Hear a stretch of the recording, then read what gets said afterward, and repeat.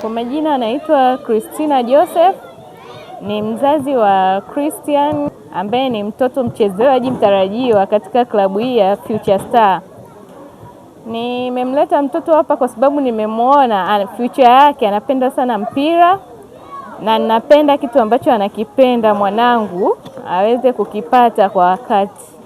Na vile vile hii ni klabu ambayo iko very attractive, kuanzia environment, mazingira yako vizuri, very conducive, kuna security kwa watoto na walimu wake kwa lugha nyingine wanaitwa makocha, wako very cooperative na wazazi.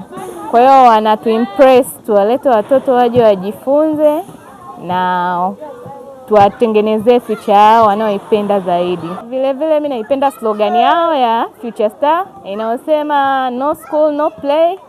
Ina maana inamuinsist mtoto awe very educated, on the other side awe ni mtu ambaye anajitambua anapenda nini na anaendelea kukikuza. Nimemleta na namsubiri kwa sababu first of all is my first son and I love him. Napenda nione anachokifanya na kukipalilia ili kiendelee kukua mpaka hapo atakapokuwa mtu mzima. Niendelee nikiona bright future yake inaenda vizuri, nitakuwa very happy on it kwa sababu nimeanza kuicreate since yuko young. Umuhimu wa academy ni kumtengeneza mtu kuanzia mdogo, anaanza kukua na kile kitu anachokipenda na kinaweza kikamfanya akaja akawa more expert baadaye akiwa mtu mzima.